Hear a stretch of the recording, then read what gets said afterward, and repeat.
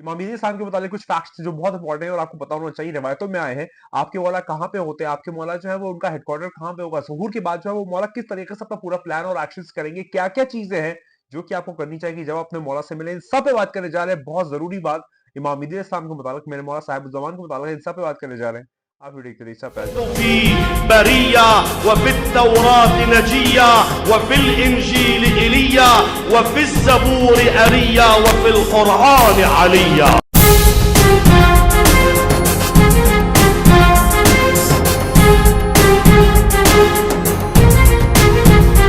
आगाज करते हुए आज मैं बात करने जा रहा हूँ इमाम मीर साहब के ऊपर कुछ ऐसे फैक्ट्स और फिगर्स जो कि रिवायतों में आए हैं और बहुत जरूरी और अमूमन लोग नहीं जानते हैं, और लोगों को ये जानना चाहिए कि मुख्तलिफ जगहों पे बयान नहीं किए जाते और रिवायतों में ये आए हैं। तो चलिए बात का आगाज करते हैं, इस एहसास के साथ करते हैं कि वो आने वाला है। चलिए बात का आगाज करते हैं।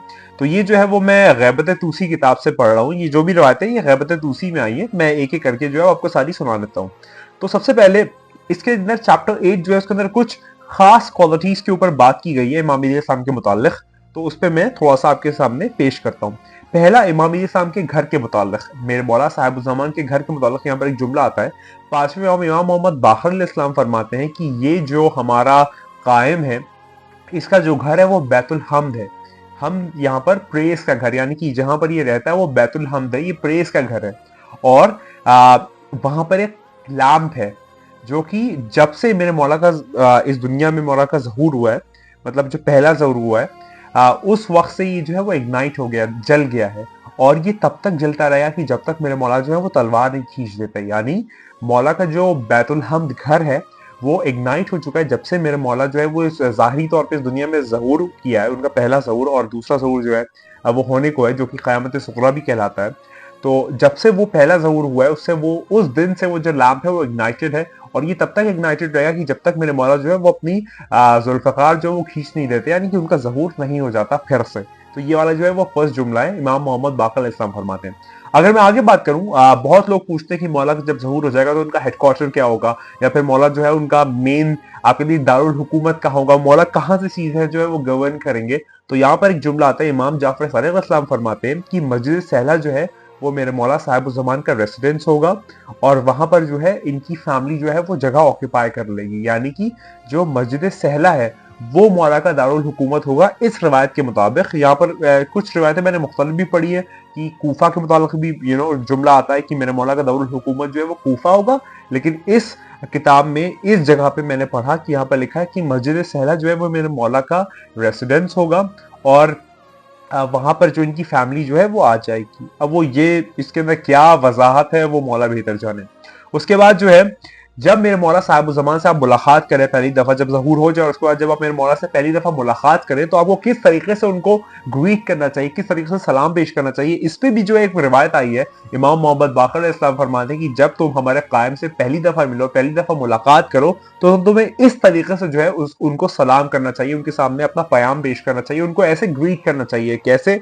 सुनिए, ऐसे जब तुम हमारे कायम से मिलो तो तुम्हें इस तरीके से जो है वो उनको ग्रीट करना चाहिए। तुम्हें कहना चाहिए, आप पे सलाम हो ए अहले बैत, मोहम्मद मुस्तफा सल्लल्लाहु अलैहि वसल्लम के अहले बैत, आप पे मेरा सलाम हो, जो कि ट्रेजर है असल इल्म का, और जो असल मकाम है इस पैगाम का, उसका जो असल आपके लिए जिसके असल हाथों में ये चीजें हैं, उस पे हमारा सलाम हो। यानी कि ए मोहम्मद आले मोहम्मद के अहले बैत, हम पर आपका सलाम हो कि जो कि असल वारिस है इल्म और हिल्म और असल मकाम और असल आपके नीचे आपका जो पैगाम है उस सब का जो वारिस है, उस पे हमारा सलाम हो। यहाँ पर ये जुमला आता है। अगर मैं आगे बात करूं इमाम मीर साहब के गवर्नमेंट के मुतालिक, उनका जो एक गवर्नमेंट का स्टैब्लिशमेंट होगा ज़ाहिरी उसके मुतालिक, तो यहाँ पर फरमाते हैं इमाम जाफर सादिक इस्लाम कि जब हमारा कायम जो है उसका ज़हूर हो जाएगा तो वो जितने भी पिछले गवर्नमेंट के सिस्टम से, जितनी भी पहले गवर्नमेंट आ चुकी है ना, वो सारी पीछे छूट जाएंगे और उसकी गवर्नमेंट स्टैब्लिश हो जाएगी। यानी कि वन वर्ल्ड वन गवर्नमेंट का कॉन्सेप्ट आ जाएगा, कि जो कि आपने देखा होगा कि जो ये आपकी रूलिंग फैमिलीज है, या फिर जो ये रॉथस्चाइल्ड या रॉकफेलर वाली फैमिलीज है, ये अपना कुछ ना कुछ वन वर्ल्ड वर्ल्ड रिलीजन वाला कॉन्सेप्ट ला रहे हैं। जैसे 666 जो है वो एक डिविल्स नंबर बता रहे हैं, दरअसल ये सब सारी चीजें जो है वो डिविनिटी की तरफ है, लेकिन सिर्फ उसको एक तरीके से मिरर करके नेगेटिव इम्पैक्ट लाना वो ये 13 रूलिंग फैमिलीज कर रही है, लेकिन असल में इमाम जाफर सादिक अलैहिस्सलाम फरमाते हैं कि जब हमारे कायम की गवर्नमेंट स्टाब्लिश हो जाएगी तो वो जो निज़ाम होगा, वो जो सिलसिला होगा, वो पहले कभी भी नहीं हुआ होगा जिस तरीके से वो होगा। अब आगे बात सुने, यहाँ पर इमाम मोहम्मद बाक़र इस्लाम कुछ और इसकी वजाहत करते हुए फरमाते हैं कि जब हमारे कायम का ज़हूर हो जाएगा तो हमारा कायम जो है वो अपने मामलात करेगा जनाब सुलेमान इब्न दाऊद की तरह। अच्छा कैसे, इस पे सुनिए। वो जो है वो हमारा कायम जो है वो बुलाएगा, आवाज देगा सूरज और चांद को, और वो उसको आवाज पे जवाब देंगे। यानी कि हमारा कायम जो है जब वो ज़हूर कर देगा तो वो सूरज को कहेगा और चांद को कहेगा और बुलाएगा, तो सूरज और चांद उसका जवाब देंगे। और उसके बाद ये दुनिया जो है, ये जो तराब है, ये जो आपकी मिट्टी है, जमीन है, वो उसके नूर से पूरी तरीके से जो है वो पुरनूर हो जाएगी, और डिवाइन रेवोल्यूशन जो है वो उस पर उतरेगी। जो खुदा की आपके लिए वही है वो उस पर उतरेगी, उसके लिए उतरेगी, और फिर वो उस तरीके से सारे डिवाइन कमांड जो है उस वही के मुताबिक काम करेगा। यहाँ पर मेरे मौला इमाम मोहम्मद बाक़र इस्लाम ये फरमाते हैं इमाम ज़माना इस्लाम के मुतालिक। अच्छा अगर आगे बात करूं, कुछ बात करते हैं इमाम मेहदी इस्लाम के कंपेनियंस के मुतालिक, यानी कि उनके जो साथी होंगे। 313 का बहुत बड़ा तस्करा है, आपने सब सुना होगा। यहाँ पर और क्या रिवायत कहती है इसके मुतालिक, चलिए आइए देखते हैं। इमाम मोहम्मद बाक़र इस्लाम फरमाते हैं कि जब हमारे कायम का ज़हूर हो जाएगा तो फिर रुकन और मकाम के दरमियान 313 लोग जो होंगे, जो कि जितने बद्र में रसूलुल्लाह सल्लल्लाहु अलैहि वसल्लम की टीम में लोग थे, उतने ही जो है वो 313 लोग होंगे, और वो बैत करेंगे रुकन और मकाम के दरमियान। रुकन और मकाम के दरमियान जो है वो कायम आले मोहम्मद की बैत की जाएगी 313 लोगों के जरिए। अब आगे बात सुने, और यहाँ पर जो है ये 313 का जो इशारा है, यहाँ पर मौला जो है वो सूरह बकर की आयत नंबर 148 में भी फरमाते हैं कि जहां पर भी तुम हो, जब खुदा जो है वो तुम सबको एक जगह पे कर देगा। बेशक जो खुदा है वो हर चीज पे उबूर रखता है, हर चीज पे ताकत रखता है, हर चीज पे पावर रखता है। तो तुम लोग मुख्तलिफ जगहों पे भी होगे, लेकिन फिर भी खुदा जो है वो तुम सबको एक कर देगा। यहाँ पर ये 313 के मुतालिक तस्करा आता है कि 313 मुख्तलिफ दुनिया के जगहों पे होंगे, तो मुख्तलिफ ममालिक में, मुख्तलिफ बर्र आज़म में, मुख्तलिफ सिटीज में, मुख्तलिफ कंट्रीज में होंगे, लेकिन खुदा हर चीज पे जो है वो गालिब है, और उसकी पावर है, और उसकी ये शायान शान है, और खुदा जो है वो हर चीज पे कुदरत रखता है। वो तुम 313 को एक जगह पर रुकन और मकाम के दरमियान ले आएगा, और तुम कायम आले मोहम्मद की बैत करोगे रुकन और मकाम के दरमियान। यहाँ पर ये जुमला आता है। अगर मैं आगे बात करूं, और अगला जो टॉपिक है वो सबसे ज्यादा आप कह लीजिए मिस्टीरियस, बहुत कम बात करते हैं लोग इस पर, बहुत कम जानते हैं, लेकिन ये आपका मोमिन होने में से एक जो शर्त है वो शर्त है कि आपको ये वाला फलसफा, ये वाला कॉन्सेप्ट पता होना चाहिए। और ये फलसफा और कॉन्सेप्ट जो है वो रजत का कॉन्सेप्ट है, RAJET, रजत, जिसको हम लोग रिटर्न कहते हैं, वापस आना। आप सुने इस पे क्या होता है।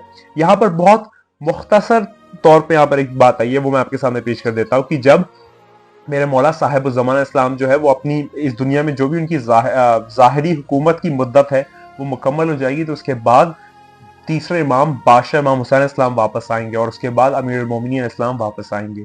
उनका रिटर्न होगा, वो लोग वापस आएंगे, वो लोग, उनकी गवर्नमेंट और सारी चीजें जो वो वापस आएंगी। ये जो इसको रिटर्न कहते हैं, रजत कहते हैं। और इसमें बहुत सारी रिवायतें हैं, लेकिन मैंने गालिबन इमाम जाफर सादिक इस्लाम की रिवायत पढ़ी थी कि मौला फरमाते हैं कि देखो, रजत का जो फलसफा या रजत की जो बात है, ये बहुत ज्यादा निजी महफिलों में या फिर बहुत ज्यादा खास महफिलों में इसका तस्करा करो, क्योंकि ये मतलब हर एक आम आदमी के लिए नहीं, ये खास चीजें हैं। तो यहाँ पर जो है, यहाँ पर इसके ऊपर हल्की सी लाइन जो है वो दी गई है रजत के मुताल्लिक़। इमाम मेहदी इस्लाम की जो ज़ाहिरी हुकूमत है इस दुनिया में, जब वो मुकम्मल हो जाएगी तो उसके बाद बादशाह इमाम हुसैन इस्लाम वापस आएंगे, और उसके बाद जो है बादशाह अमीरुल मोमिनीन इस्लाम वापस आएंगे। तो ये जो है वो कुछ बातें जो है वो मैंने ग़ैबत दूसरी से बयान की आपके सामने। मैं सोच रहा हूँ कुछ और बातें भी आपके सामने बयान कर दूँ, कुछ बातें और, हालांकि रिवायतें बहुत सारी है, लेकिन मैं कुछ और रिवायतें आपके सामने देख के बयान कर देता हूँ जो कि बहुत ज़्यादा ज़रूरी है।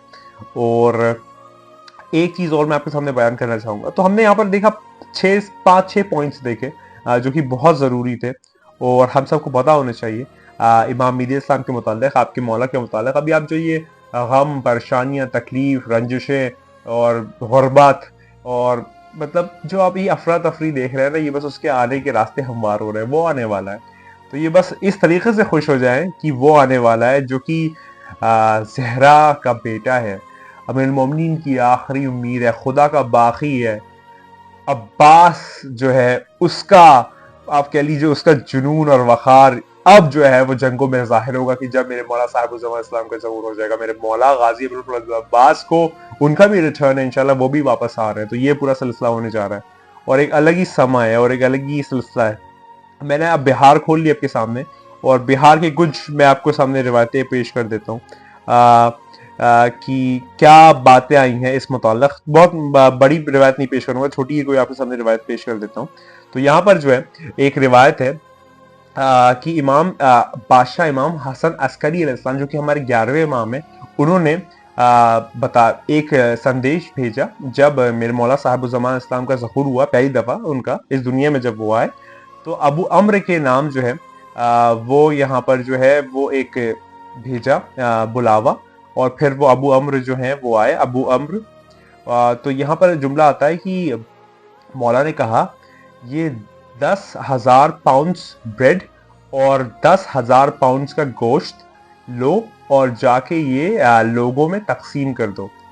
और उन्होंने कहा कि अपने आप को उनको खास ये हिदायत दी कि डिस्ट्रीब्यूट करो बनु हाशिम को और इनका अकीका के तौर पे इतनी भेड़ें जो हैं उसको जो है वो आप ज़िबा करो अकीका के तौर पे जब मेरे मौला ज़ाहिरी ज़हूर इस दुनिया में हुआ था। तो ये एक रिवायत मेरे सामने एक पेश आ गई थी, मैं आपके सामने बयान कर दूं। तो तैयार हो जाइए जनाब, अब आप लोग जो है इस बात पे फोकस कर लें कि वो आने वाला है। जितनी भी सीरिया में आप देख रहे होंगे, जितनी भी आप पैलेस्टाइन में देख रहे होंगे, जितनी भी आप दुनिया में जहां भी जुल्म हो रहा है, जिस जगह भी हो रहा है, जिस तरीके से भी हो रहा है, जिस लोगों पे हो रहा है, जिन लोगों के जरिए हो रहा है, जिस तरीके से हो रहा है, कुछ भी हो रहा है, वो सब का खात्मा और सब का इंतकाम मेरे मौला साहिब ज़मान आखिरी इमाम लेने आने वाले हैं। वो बहुत जल्द आ तैयार हो जाए, इस बात पे बार हो जाए, बार बार हो जाए, लगातार हो जाए कि तेरे मेरे और सबके मौला आने वाले। याद रख की तू नहीं है, बस वही है। खुदा को याद करो, खुदा हाफिज।